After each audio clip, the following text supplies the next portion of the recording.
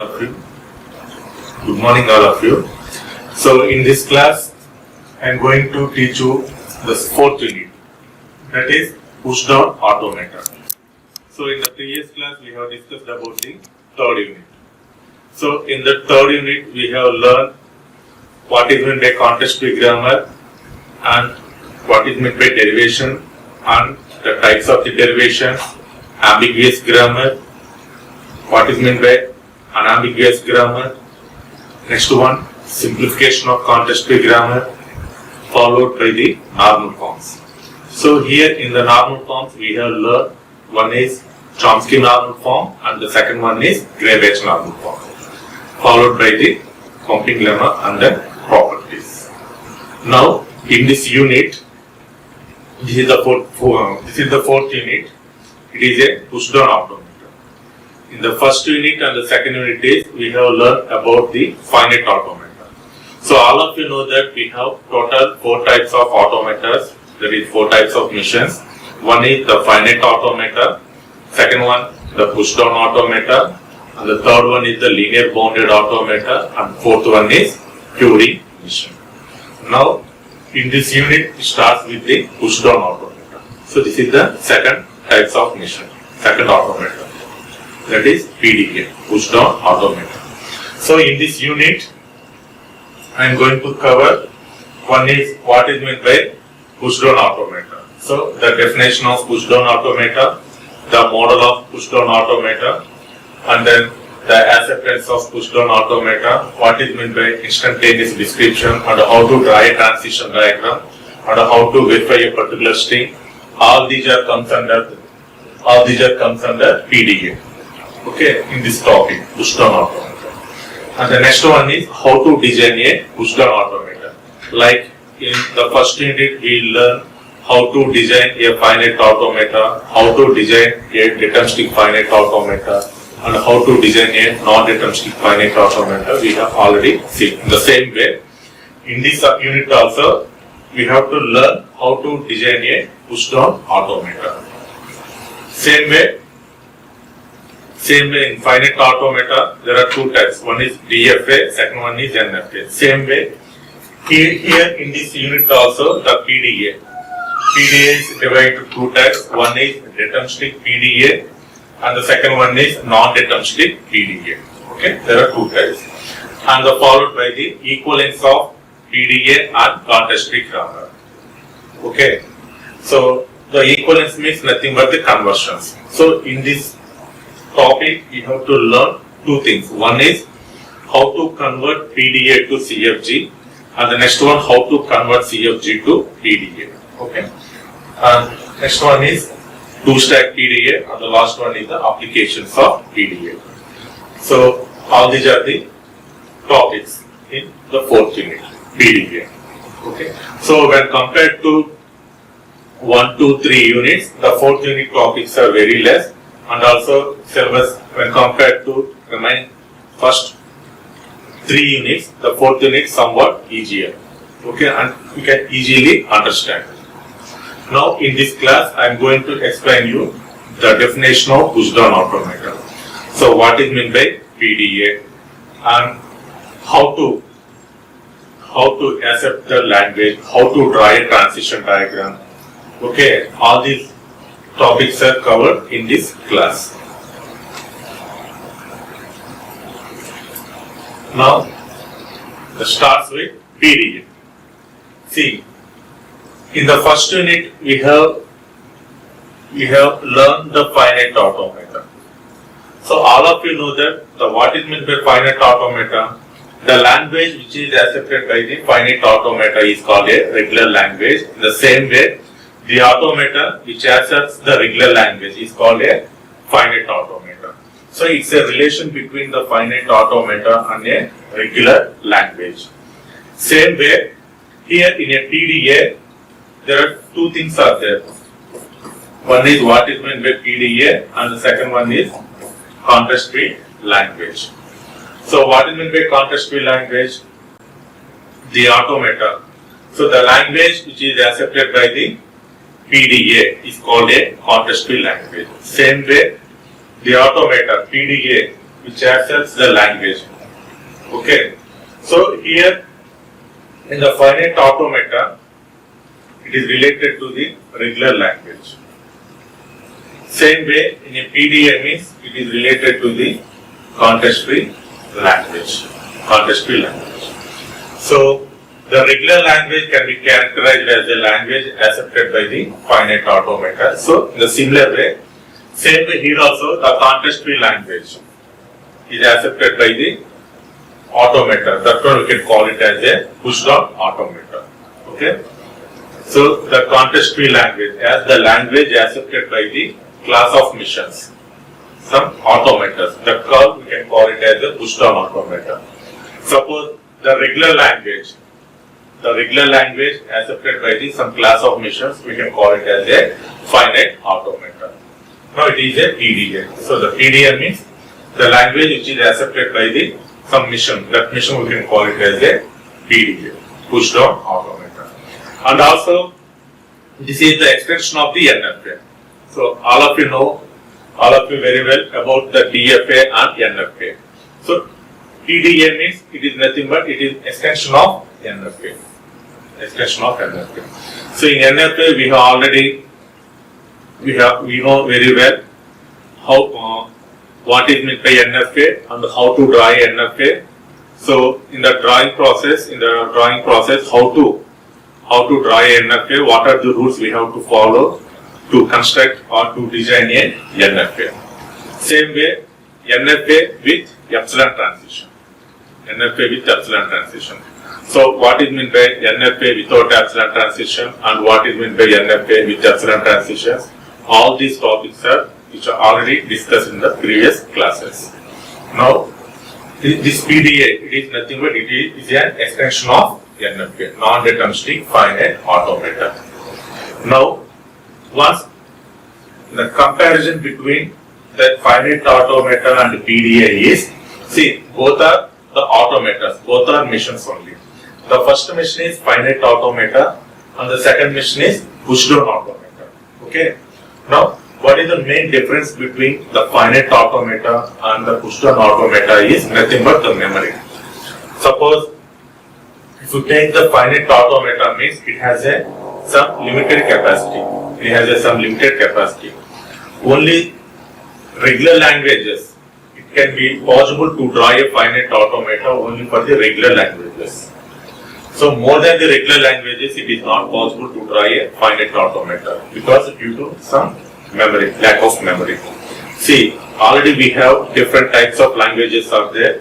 So one is regular language, second one is context-free language, third one is context-sensitive language, and the fourth one is recursively enumerable languages. All these four languages, the regular language is the cheaper one, and this is the least one. So the finite automata is possible to draw a automata only for regular languages. It is not possible to draw a regular language for context-free languages, context-sensitive languages, and recursively enumerable languages. Okay, because it has limited memory, very less memory. But whereas in the PDA means, in PDA push-down automata, we are adding some extra memory. Extra memory. That one we can call it as a stack.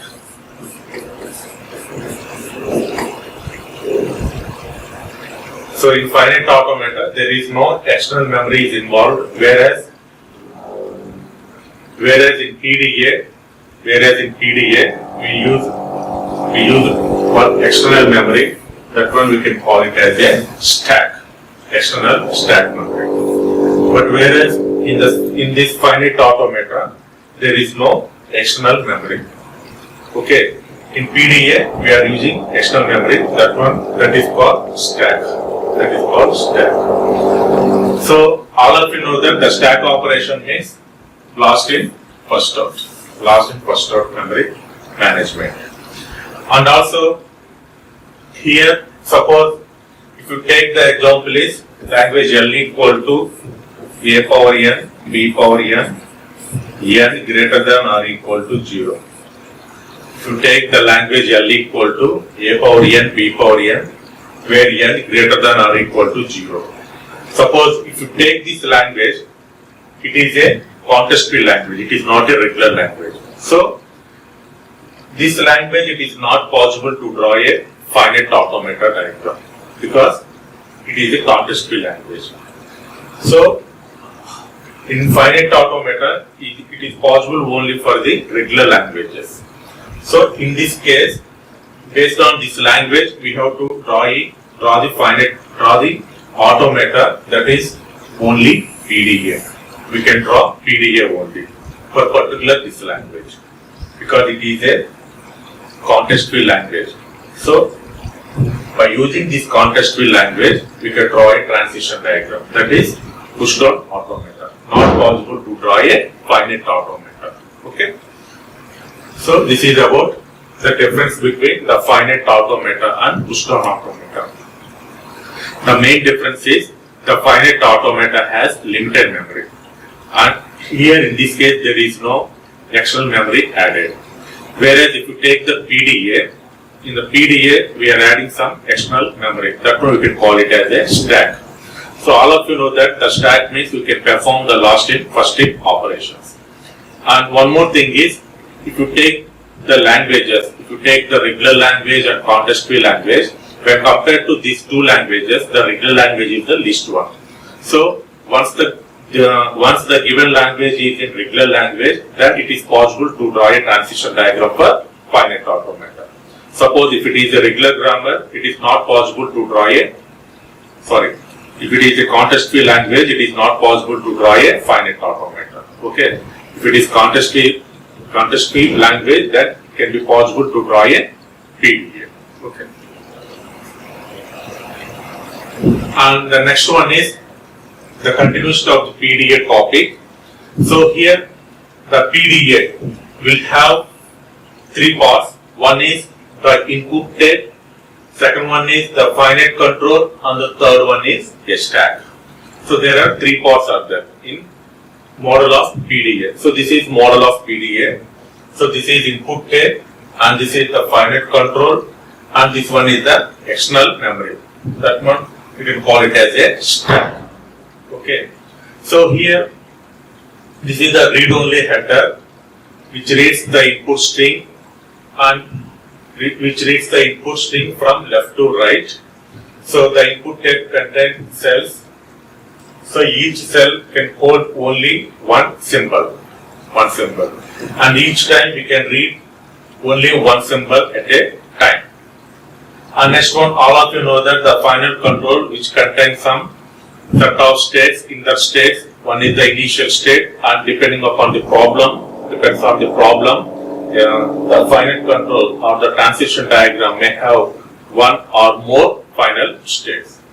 And also this is the now in this PDA we are adding one external auxiliary memory that is called nothing but the stack alphabet. So this is the stack. So Z, X1, X2, X3, so on. So where Z is initial stack alphabet or the bottom of the stack alphabet. Okay. This is model of PDA. Now if you take the input tape, see here the input head is read only, move from left to right because we can read the input string from left to right only the one direction, and one symbol at a time. So I have already mentioned that it is a stack operation. So stack means we can perform push and pop operations. So based on the process, for each step we can perform either push operation or pop operation, and one more operation is move change. Okay, that I will explain when come to the delta function. And the PDA. So PDAs are non-deterministic. So by default, I have already mentioned that it is an extension of NFA. That means nothing but it is by default PDAs are NFA with epsilon transitions. The default PDAs are NFA with epsilon transitions. And also the epsilon transitions are also allowed in which the PDA can pop, push and change state without reading the next input symbol or moving its read-only head. Generally, each and every state read one input symbol. See, to take this one, each and every state read one input symbol. At that time, we can perform three operations. One is the push operation, we can perform push operation, or we may perform pop operation, or we may perform no change. But whereas in this case, because it is a NFA with epsilon transition. So epsilon means without reading any input symbol, we may perform push operation, we may perform pop operation, we may perform state no change. Okay. So this is about PDS. And this is the formal definition of the PDA. The formal definition of the push down automata. See, a PDA is a NFA with epsilon transition, and it has total 7 tuple notation. It has a total of 7 tuple notation. So Q, sigma, tau, delta, Q naught, Z naught, and F, total 7 tuples. So all of you know that in the first unit, in the finite automata, the first automata is finite automata, whether it is DFA or NFA, whatever it is, it has total 5 tuples notation. One is Q, second one is sigma, third one is delta, fourth one is Z, Q naught, and the fifth one is F. So these 5 tuples are same. Now here in PDA we are adding extra 2 more tuples. One is the tau and the second one is Z naught, because in the PDA we are adding one external auxiliary memory, that is stack. So based on that stack alphabet we can include these 2 tuples. Remaining 5 tuples are same as this. Now the PDA has 7 tuple notation, where Q is a finite set of states, sigma is finite set of input alphabet, same as in finite automata, and the third one is tau. It is a new tuple. In PDA only we are using the symbol tau. So tau means nothing but it is a set of stack symbols. Tau means nothing but it is a stack symbols. So I have already mentioned that in PDA we are adding one external auxiliary memory. That one we can call it as a stack. So in that stack we have some symbols. That symbols we can call it as a stack symbols, and it can be represented as a tau. And the fourth one, very very important one. The fourth one is transition function, delta. Okay, if you observe in DFA and NFA, in DFA and NFA, the delta takes only 2 parameters as a input. Suppose if it is DFA, the delta defines Q cross sigma to Q. Suppose if it is NFA, the delta defines Q cross sigma to 2 power Q. Suppose even though if it is NFA with epsilon also, we can include epsilon as a input, and the result is same, Q 2 power Q. But whereas in this case, push down automata, the delta defines, see, if you observe these two, here the input parameters are only 2. One is the state and the second one is the input alphabet. The result is one time is Q and another time is 2 power Q, whatever it is. But the input parameters are only 2, because one is the finite control, that is nothing but state, and the second one is the input tape, that is nothing but input symbols, input string. But whereas in this case in PDA, along with these two, one is the finite control input 2, along with these two, one more thing is we are adding, that is nothing but the stack, external auxiliary memory. So total 3 parameters as a input. So in this case, in delta, in PDA, the delta defines 3 parameters as a input, that is delta of, so the first parameter is state, Q, the second parameter is input alphabet. I have already mentioned that by default it's a NFA with epsilon transition. So the input symbol may be epsilon is also there. and the third one is the stack alphabet. That is nothing but the tau. So total 3 parameters as a input. The first one is the state, second one is the input parameter, and the third one is the stack alphabet. Input symbols and the stack alphabet. Now the result is 2 parameters. The first parameter is state and the second parameter is tau star. So all of you know that the Q means nothing but state. Tau, what is tau? Tau means stack symbol. Now the star indicates that operations, stack operations.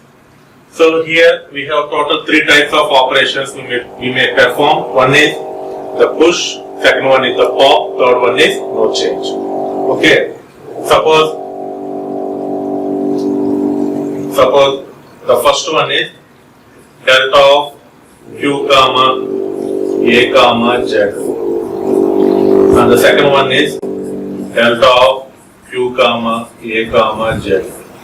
Again third one same, delta of Q comma A comma Z. See, here the delta takes 3 parameters as a input. The first parameter is state, suppose Q is a state.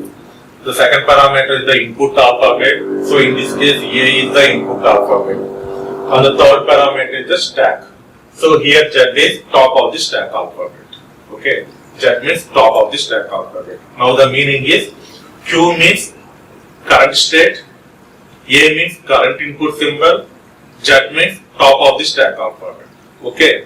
Now this time we may perform stack operations. We have total 3 types of stack operations. One is the push operation, second one is the pop operation, third one is the no change. Suppose I want to perform the push operation. Now the result is P to Z, A, Z. That means the state is changing from Q to P, and we may, here we perform push operation. Push operation means the current input symbol is moving to the top of the stack. So previously, before reading the input symbol A, that is top of the stack alphabet. Now after performing the push operation, the top of the stack alphabet is A. Next one. Now same result. This is the current state, current input symbol, and the top of the stack alphabet. Now I want to perform the pop operation. Then we can write like this, P comma epsilon. That means the state is changing from Q to P. The stack alphabet is epsilon. So here the epsilon indicates that we performed pop operation. Okay. And the third one is same again. Current state, current input symbol, and the top of the stack alphabet. The result is P comma Z. So before reading the input symbol Z, top is Z is top of the stack alphabet. After reading the input symbol A also, the top is same, no change. Okay. So this is push operation,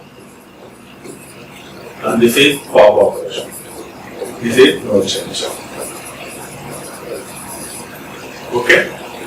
See, all these 3 conditions. Here the first parameter is, it is not compulsory. Every time it is not compulsory to change the state. Sometimes the state may be also same. Sometimes the state may be changed. Sometimes the state may not be changed, depending upon the problem statement. But once we have to perform the push operation, means the result is like this. We have to perform the pop operation, means here the result is epsilon. So no change. So here the input top of the stack alphabet is Z, here also Z. So here the top is Z, perform pop. That means the top is changed. So here the top is Z. Now the top is A. Here also the top is changed. So these 2 cases, push and pop operation, the top must be changed. Whereas in this case the top no change. So this is about delta. Okay. So delta means 3 parameters. Take 3 parameters as the input. The first one is the state, second one is the input alphabet, and the third one is the stack alphabet. The result is Q cross tau star, state and the stack operations. So whenever in PDA, whenever we can read any input symbol, we may perform total 3 operations. One is push operation or pop operation or no change. Okay. And as usual, all of you know that the Q naught means it is the initial state, and here the Z naught, again it is a new symbol. The Z naught means already the tau, we have mentioned that the tau means it is a stack symbol. Already in the block, in the model of PDA also, in the stack alphabet, the start with Z. What is Z? Z means nothing but the starting symbol of the stack alphabet. Same way here also, the Z naught. Z naught indicates it is the starting stack symbol or the bottom of the stack symbol. Okay. And all of you know that the F is nothing but the set of final states. The final state, depending upon the problem, depending upon the condition, the final states have maybe one or more. So these are about the PDA tuples. So total 7 tuples. One is Q means set of states, set of input alphabet, set of stack alphabet, transition function. Initial state, initial stack alphabet, and F is set of final state. And the next one is how to draw a transition diagram. So in NFA and DFA, we are already familiar with the transition diagram. So all of you know that if you want to draw any transition diagram, we need states in that. We have to specify what is the initial state and what is the final state. So generally the initial state we can represent the arrow symbol, the final state means we can represent the double circle. In the arcs between the path between one state to another state, we can represent the arcs. So in the arc we can write the input symbol. The same way here also, suppose if you take the function is like this, delta of Q comma delta of. So here the transition function is like this, delta of P comma A comma Z equal to Q comma alpha. Suppose this is the transition function. Just now I have mentioned that the delta takes total 3 parameters. As the input produces 2 parameters. First one is the state and second one is the stack alphabet. Now I want to draw a transition diagram for this one. See, here what is the state? This is the current state. So this is the P. This is the P, current state, and this state is moving to this state, Q state. State is moving to Q state.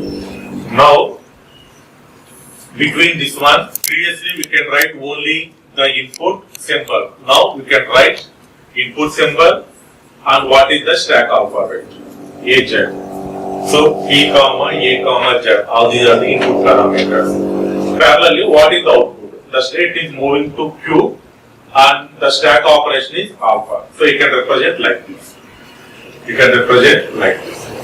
So delta of P comma A comma Z equal to Q comma alpha. The result is like this. So it is the path between P to Q. Next one. Here what is the input alphabet and what is the top of the stack alphabet. So here in this case A comma Z, input and the stack alphabet. What is the result? The result is moving to the Q state and perform alpha operation. So in this way we can represent the transition diagram. So we have suppose 10 transition functions are there. So based on the 10 transition functions, we can draw the transition diagram like this. Okay. So this is about the transition diagram. And the next one is the instantaneous description. So nothing but the verification. So here the instantaneous description of a PDA at any moment during the computation is element of Q, sigma star, tau star. See, we have 3 parameters as the input. State, input alphabet and the stack alphabet. Same way, so describing the meaning is the current state, current input symbol and the top of the stack alphabet. So this is the process. So whenever we can read any input symbol, we may perform one is the push operation or the pop operation or no change. Okay, the result is push or pop or no change, whatever it is. So only these three elements can affect the computation from that point on, and hence are parts of the ID. Suppose this is the input Q. Q means current state. Alpha W. It is nothing but AW. It is nothing but the current input string Z alpha, stack alphabet. After performing several steps, finally we will get this result. Based on this result, we may say that the particular string is valid or the particular string is invalid. So how to decide whether the input string is valid or invalid? Again, that is based upon the string, based upon the language we may select. So how to select means in two ways. So generally in PD, in DFA and NFA we have only one possibility. If you take any valid string, starts with initial state and ends with the final state, it is a valid. If you take any invalid string, starts with initial state and ends with any non-final state, then the string is invalid. Only the one possibility, final state. But whereas in this case in PDA, we have two possibilities are there. We have two conditions. One is the acceptance by final state, and the second possibility is acceptance by empty stack. So by using these two cases, these two conditions, we may say that the particular string is valid or the particular string is invalid. Suppose the first one is acceptance by final state. See, any derivation starts with initial state only, like this. Suppose Q0, W, Z0. So Q0 means initial state, W means take one string, whether it is a valid string or invalid string, whatever it is, take input string, and Z0 is initial stack alphabet. Z0 is initial stack alphabet. After performing several steps, the final result is like this. Once the string is completed, that is epsilon. Now what is P? P is a state. What is beta? Beta is the stack alphabet. So in this case, this P, it should be belongs to final state. It should be belongs to final state. Then the language is acceptance by final state. Okay. Suppose if it is a empty stack means the procedure is same. Start with initial state, take the input string and write what are the stack alphabet. The procedure is same. After performing several steps, the final result is P, epsilon, epsilon. So here the string is over, P is the state, this is the stack alphabet. So it is the empty stack. Empty stack means in this case, P is a state, it need not be a final state. Okay. But whereas in previous topic, here P should be a final state. But whereas in this case, P is a non-final state. But the thing is, here the stack alphabet is, it should be empty. The stack alphabet should be empty. Then it is accepted by empty stack. Now the summary of this class is, in this class I discussed about what is meant by push down automata and what is the differences between the finite automata and the push down automata. So what is the model of finite automata? Model of automata, nothing but PDA. And the next one is tuples. So tuples of PDA, total 7 tuple notations. Next one is how to draw a transition diagram. How to draw a transition diagram. And the last one is language acceptance. Language acceptance. So there are two ways. Whereas in finite automata we have only one possibility, that is the finite automata. But whereas in this case in PDA we have total two possibilities. One is it reaches to final state, then it is a valid string. And second possibility is once the string is empty, also the string is valid. Okay. So these are the topics which I covered in this unit, in this class. Thank you.